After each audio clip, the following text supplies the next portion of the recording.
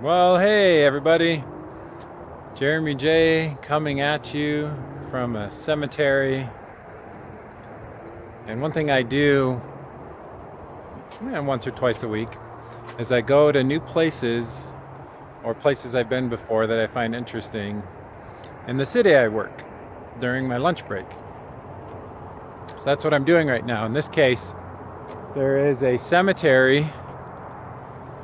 I just drive around. I don't really take a plan beforehand. I get in my car on my lunch break and I just drive, and I let inspiration take me to where it takes me. It's not as efficient, but it oftentimes leads to some interesting insights and discoveries that I wouldn't have had otherwise had I tried to plan out what I was going to do. In this case, I'm at a cemetery here in Utah, and I'm just kind of perusing around and exploring it. And the cemeteries are really interesting to me. Every city I've lived in or worked in, I always go by the cemetery, even if there's no gravestones of anyone that I know. But what you can do is you can go up to a gravestone like so. Married couple, Peterson, Rulon and June Peterson. This is just the gravestone I chose to pick. And you look at all these and you realize these are people that lived a life. In this case, this one almost lived to be 100. This other one lived to be 81. That's a lifetime. Here in front of me on the ground are the remains of two people that lived a lifetime. And that's really interesting to me because I'm just 39 years old right now. I'm probably not even halfway done with my life. I'm just a young pup, kind of figuring things out in my life still at this point.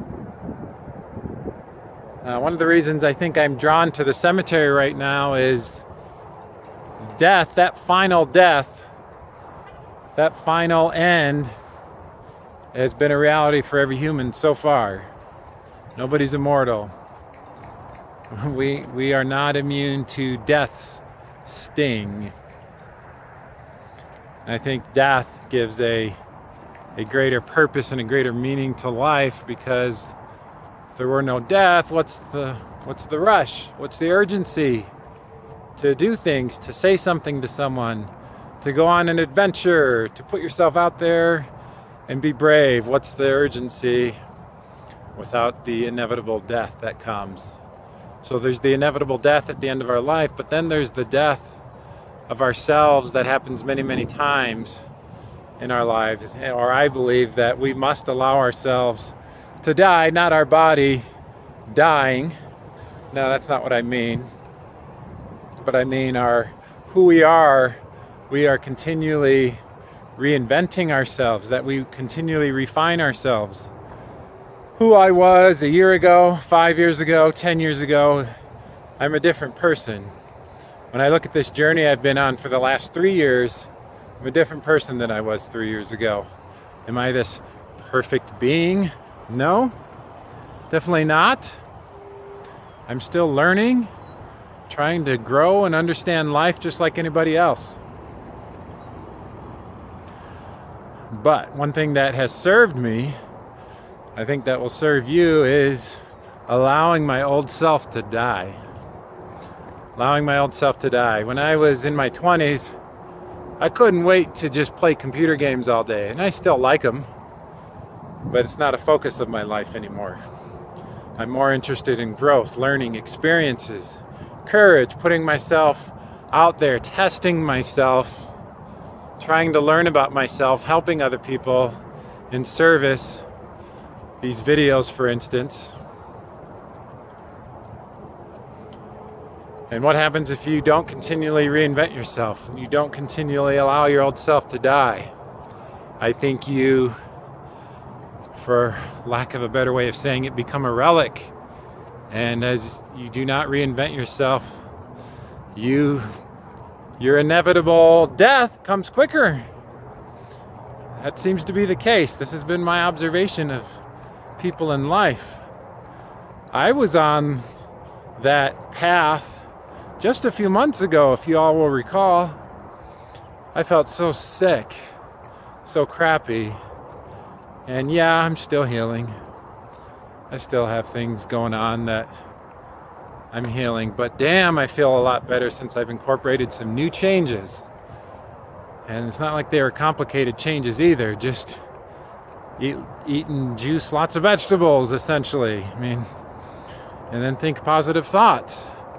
But I wasn't that person 5 months ago. I wasn't doing that.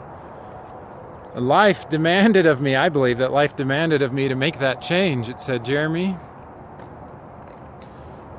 you need to change who you are and what you're doing. There's something important for you to do. And oh, by the way, you're gonna die if you don't make the change, just so you know. It's like, oh, okay, life. I choose life, fine. Now that I've been doing it, I love the new lifestyle. I can't go back to crap. I tried eating an Arby's sandwich a couple weeks ago. I felt so sick. I can't even have a cheat day right now. There's no cheat days. It's like, it is all plants, organic plants, vegetables, some fruits, all the good stuff, almond butter, yum, wild-caught king salmon. I mean, I'm learning a lot about food and how to keep the body healthy. This is a blessing. My pain is and ultimately will continue to be a blessing in my life, I believe, for many, many years to come. Think back, y'all. Think back, y'all. Many of you in this situation found me because the two words twin flames resonated with you. And what is that? I think I'm continually evolving my perception and my view of that and the experience. For me, it is this Kickstarter to my true self. My true self wants to get out and adventure. My true self wants to test myself. My true self wants to meet people. That is who I am. That is what I'm all about.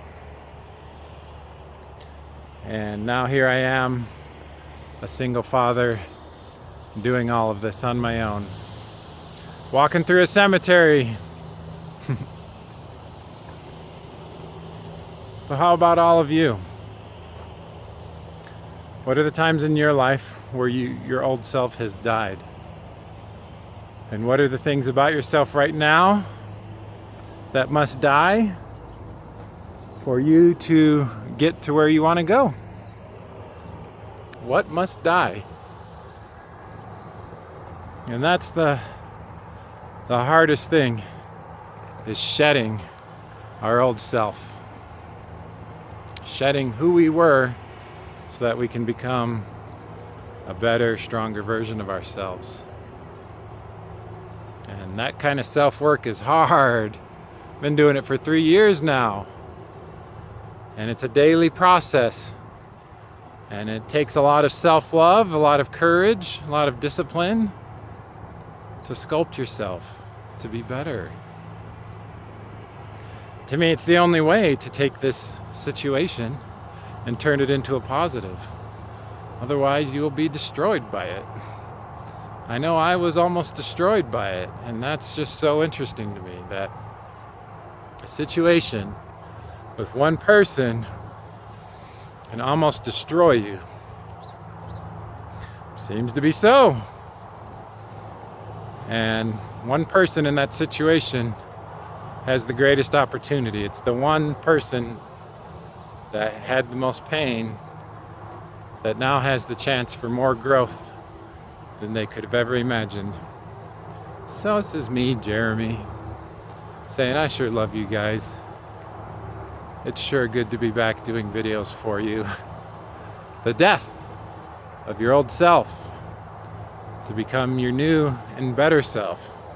Such an important process of life. Allow it to happen. Allow the old to die so that the new may rise. Seems to be a pattern of life. Till next time.